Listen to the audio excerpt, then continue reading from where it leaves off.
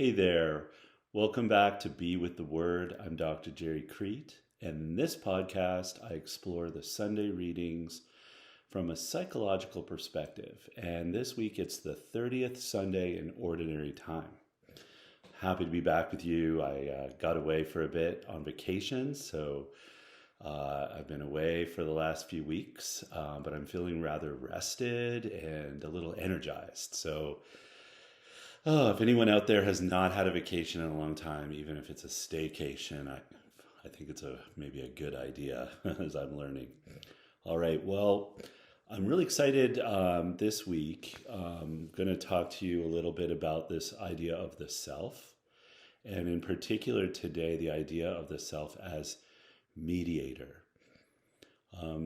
If you've been with Souls and Hearts at all, if you've listened to any of Dr. Peter's podcasts and a lot of mine, you can tell we're really influenced by this idea of parts work and understanding our different parts. I'm going to focus a little bit on the self and what does it mean that we have the self. And I know that some people get a little nervous about the idea of the self. Maybe you hear a lot of talk of the self, maybe in New Age philosophies, or just sort of sounds a little maybe self-centered or selfish. And so maybe some of us are a little uncomfortable with the idea of the self. It's interesting. I've been fascinated about the distinction between the self is understood even in parts work, especially like internal family systems or ego state therapy, and a Catholic understanding of the self. And I've been really interested in trying to understand, are they the same? Are there differences? What are the differences? Is there anything maybe the Catholic view can enrich our understanding of the self, which of course is where I land. And so this is a really complex topic, and I'm going to look at one item here for today, and that is the role of mediator. Okay, so let's look at the readings just real quickly. The first reading comes from Jeremiah. And so the Old Testament reading is really about the idea of, again, God taking the disenfranchised, taking people who were weeping, taking people who were lost back home, right? Back to Israel, restoring them. And in particular, he says, I will gather them from the ends of the world with the blind and the lame in their midst, the mothers and those with child. So people who are vulnerable, right? People who have been hurt. He talks about consoling them. And so we really have the sense of the Father who takes care of all. We really get that strong message in Jeremiah. And then we go into the readings, the Psalms, the responsorial Psalms, and it's the Lord has done great things for us. We are filled with joy. All right, again, and we're filled with joy because he brings us back. We were captives and he has redeemed us. So that message of restoration, restore our fortunes, Lord. I mean, that is such a strong message here. So we have this idea of people who are weeping are going to be brought to joy. Okay, so important. Again, that journey from one state to another state. Over and over again, we see in the Bible, and no exception here. Okay, then I want to take us just to get into the meat here, because I think that Jeremiah provides a context to the Psalms, but then the meat of the message is going to be here in Hebrews. Okay, Hebrews is such an interesting book of the Bible in the New Testament, and where we really get an understanding of priesthood as a theme, right? And here he says, every high priest is taken from among men and made their representative before God. All right. And then it says he is able to deal patiently with the ignorant and erring, for he himself is beset with weakness. It really is talking about the role of the priest. And he says, no one takes this honor upon himself, but only when called by God, just as Aaron was. So again, it's a calling that God calls you to that role, and even though you are weak. And then he makes the connection with Christ. This is so important.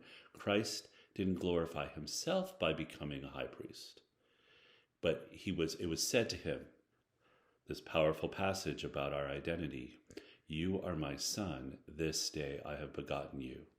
So again, we're recalling the words that were given to Christ at his baptism, and that he hears again on at the transfiguration. Such powerful words. This is an establishment of identity. So we're talking about the self. We know that our identity, Christ's identity, and therefore as a result ours, is linked to us being a child of God, right? Christ in a very unique, particular way, of course, but by extension, we are too. We are sons and daughters of the Father. All right.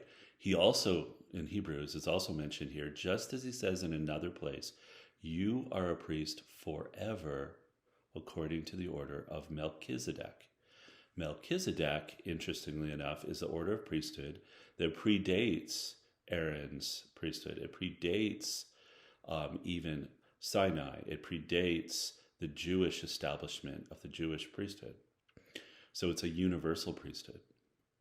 So it's so interesting here, I think, because one of the things that we know we receive in our baptism, and we're anointed as priests, prophets, and kings, each one of us. So although we're not, if I'm a layperson, you're a layperson, we're not priests, as in we're not ordained by the church to consecrate the Eucharist or, do marriages and baptisms and things like that. So that is a very specific calling, of course, a very specific ordained priesthood. Let's say capital P, priest. But there is a truth to the fact that by virtue of our ordination, we are all priests. Maybe it's, small p, priest. But we are, just as we're prophet and king. And in a way, we tend to emphasize king, interestingly enough, I think, in the idea that we have a royal dignity, we have a high esteemed call. And I think I've emphasized that, in many of the Be With the Word talks and so on that we've done. But I don't know that, we often think of ourselves as small p priests. And what does that actually mean? Well, I am going to posit here that it means we are a mediator, that Christ himself was the ultimate mediator between God and man, right? But we are called to also be mediators of God's will, of God's work through whatever it is we're doing. Now, I want to jump here to the Gospel of Mark to link it, because the reading here in this week's reading in Mark gets at the idea of how that actually plays out. So how does Christ actually become a mediator in a very specific way? We see in the Gospel of Mark, we have a blind fellow named Timaeus, and he calls out, Jesus, son of David, have pity on me. Right? People were telling him to be quiet and so on, but Jesus said, have him come. And so then they go, okay, fine. And they bring him over. And Jesus asks him, what do you want me to do for you? And the man says, I want to see. And Jesus says, go your way, your faith has saved you. And this man gets his sight back. All right. This is so fascinating. All these readings are so beautifully tied together. I love our lectionary. And so we have, in the first reading in Jeremiah, we see that the role of the Father is to restore weeping, is to restore the vulnerable, is to restore the captives, and bring them to a state of joy, to bring them to restoration, right?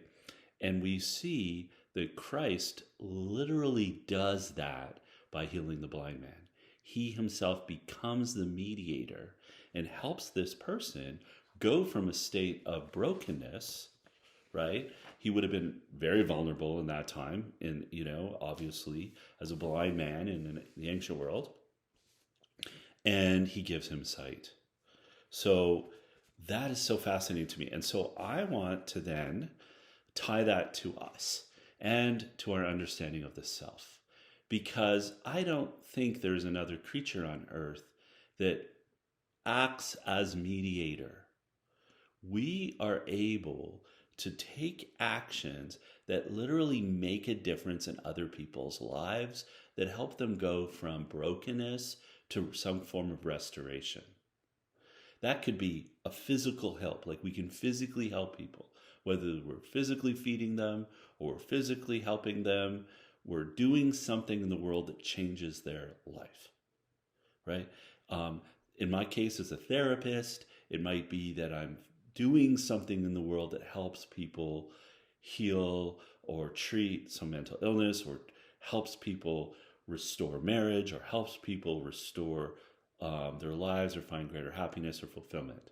So there are so many ways that we can actually help people go from one state of maybe being lost, hurt, broken, vulnerable, to another state of being healed, of being alive, of being fulfilled, of being active in some positive way.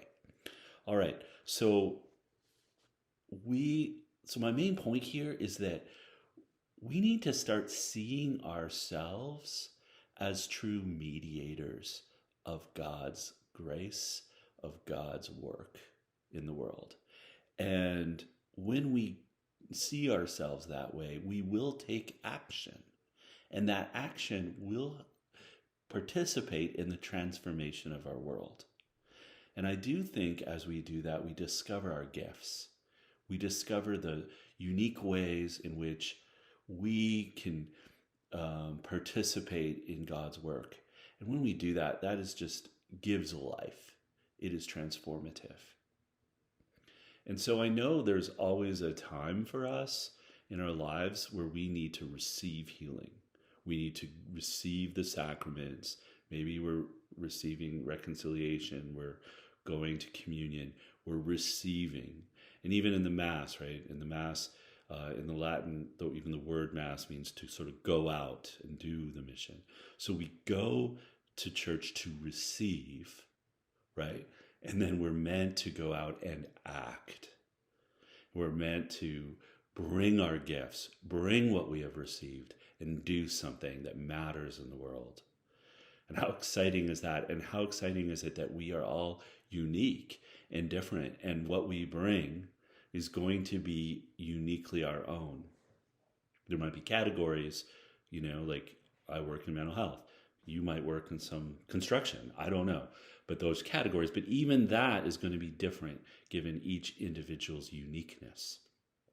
Okay.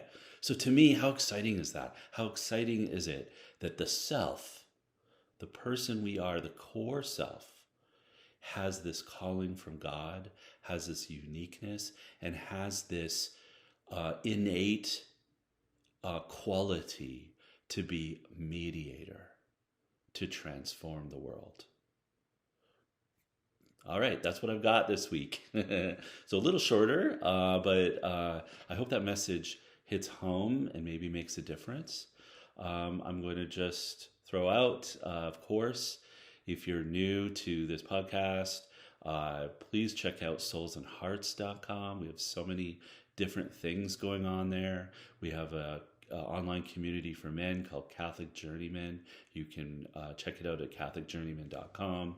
We have a resilient Catholic community. We have a community for therapists who want to learn more about parts work. We have obviously we've got blogs. Dr. Peter has a podcast as well, The Interior Therapist. We have so much to offer. We hope you'll join us and get our newsletter by signing up on soulsandhearts.com. And I wish you a blessed week, and take good care, and we'll see you next time. Until then, be still,